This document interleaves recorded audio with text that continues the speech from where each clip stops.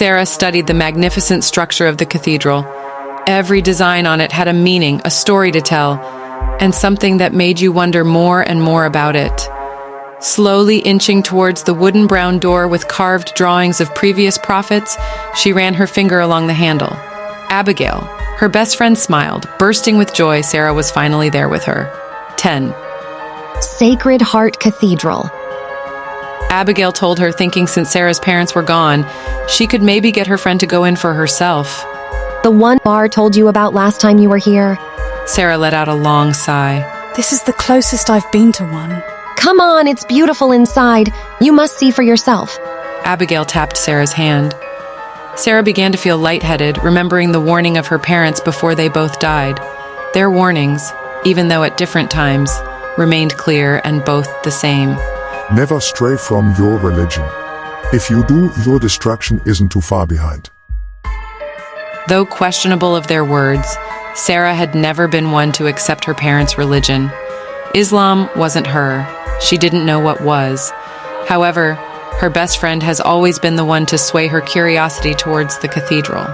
With a weak smile, Sarah nodded her head. I'm ready. Her friend beamed with excitement, leading her to the entrance on the other side of the cathedral. Sarah's parents' words lingered throughout her mind with every step.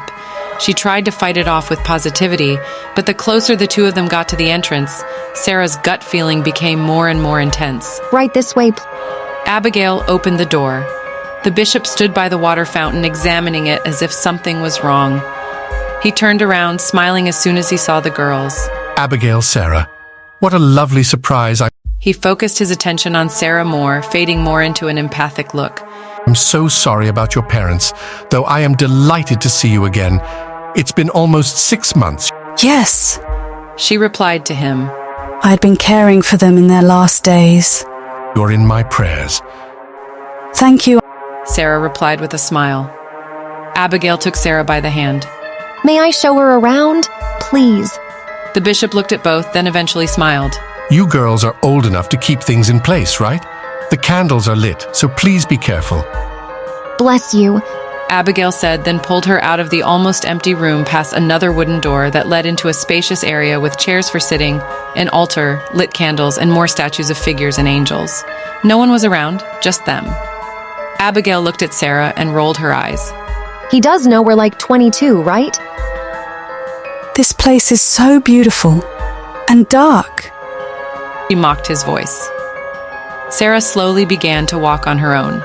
She saw the candles the bishop was talking about 30 of them. Walking towards them, she thought they were amazing. However, one by one, each candle began to go out. Not that the candles helped with any of the lighting, the room seemed to become darker. Abigail inched towards the candles, drastically waving the smoke around. If the bishop sees this, he'll blame us for it. Does this normally happen? Sarah asked, feeling startled. Abigail shook her head. She shrugged, looking past the fading smoke. Shouldn't we tell someone to relight? Girls, what did I say? The bishop's voice caught Sarah off guard, causing her to jump. He quickly walked straight up to them with concern on his face. They just went out on their own. Sarah simply told him. Though she shouldn't have felt guilty, she did. That's odd. That never happens. He said quickly, glaring at her. The only way each candle would be unlit if the wind got through, which I can tell you is impossible, considering there are no open windows or doors beside this area. That leaves the strong possibility of someone blowing them out. He now stared at her. Abigail and I know you're new here. He gestured his head towards her. And I know she knows better. So who did it? I didn't do. Abigail took my hand and nodded her head. Please forgive us, but it wasn't us. There was a pause. Stay here, he said. The girls stood there, quiet, until he returned. The bishop now had another lit candle and handed it to Sarah. Perhaps you would like to say a prayer. Upset, Sarah respectfully raised her hand in a declining way. I don't think that's I'm aware you didn't blow out the candles, Sarah. He turned and faced the walls. I shall take your word if it's so. Is it so? I didn't do it. Then say a prayer. For what? That you two were alone. He said, slowly looking around. Sometimes certain things don't want us doing what is right. Perhaps you should say a prayer and ask God to protect you from the evil around you. And he shoved the candle into her hand, then left without word. As she turned back, she noticed for a quick second that the bishop had looked back at her, then looked to his left and right before leaving the room. What was that about? She asked Abigail. Soon after she asked, Abigail began looking around before looking sternly at her friend. No, I'm not sure, but I suggest you do what the bishop said. He is right, you know. She pointed to an empty spot on the floor. Already feeling shaken up like she did the wrong thing by entering the cathedral, she gave in, not wanting to cause an argument with Abigail. Sarah whispered a prayer. She asked God to protect the evil around her. However, before she placed her candle down, the fire rose almost towards her face and she dropped it. Abigail let out a scream, pulling Sarah away from the still-lit flame now on the ground. Soon the fire around Sarah's candle vanished, but each other candle that had been blown out before were relit.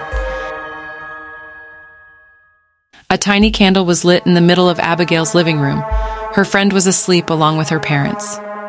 Sarah laid restless. She missed her parents, especially that night, but she had felt that she let them down by saying a prayer at the cathedral. Though it was her first time in that place and everything was fine before, her mother and father's words seemed to have had meaning to it. She had almost died from a fire today. She squeezed her eyes tight, not wanting to replay the scenario in her mind. Yet it kept going. She tried to make sense of it, but she couldn't. Things only got worse when Sarah heard a small twig being broken outside of the house. She stood up fast, peeking out the glassless window where only a curtain hung. Sarah, is that you? A familiar voice called out. Sure about who it was, she walked to the curtain and removed it. There she saw the bishop dressed in all white, holding a cross made of wood outstretched, facing away from the window. What are you doing here? Sarah asked, wide-eyed and worried. No one could have told you. But your father didn't die from a sickness, neither did your mother. He pronounced. He spoke quickly, constantly looking back as he did. Months before their death, I did the exorcism for your father against his will, since we were good friends. He begged me not to and said I wasn't capable, but I saw evil in him, living in him like a demon. Since Sarah felt tired and was unsure if she had been hearing things right. What was that about? Listen, I know it sounds very strange, but you should let me cleanse you. I'm afraid what killed your father, then your mother, will soon try to kill you. At the cathedral... He looked back once again, this time peering longer into the darkness. Suddenly, when he turned back around, Sarah noticed that his eyes showed nothing but the whites. Soon, drops of blood slowly slid down his face. Sarah gasped back in horror, letting go of the curtain, but it blew inside of the house, giving her a clear view of the bishop. Can't see. He choked out, gripping both hands around the cross. It's here. What's here? She whispered, looking around. The things your father spoke of. The Jinn. He said. Sarah knew what that was. Her parents spoke of them often. They never spoke of her father being possessed by one. Before she could say anything else to the bishop, the candle went out and the curtain swiftly blocked the bishop's face. Darkness. Nothing but darkness surrounded her. The only thing Sarah could hear was her heartbeat. Abigail! She screamed out, scared to walk around out of fear she'd touched something she didn't want to. However, what came next was Abigail's voice, a small laughter. Abigail? Sarah asked, peering through the darkness. Pray. A voice sounding like Abigail's said in a low voice. Soon the candle relit for a quick second. Enough to see a blood-red creature on all fours with 2 twisted horns on its head and a mouth full of black teeth hissing silently at her. Abigail and her parents ran out of their rooms with candles to find Sarah standing, still looking at what was leaning inside the window. The bishop's blooding body hunched halfway into the house.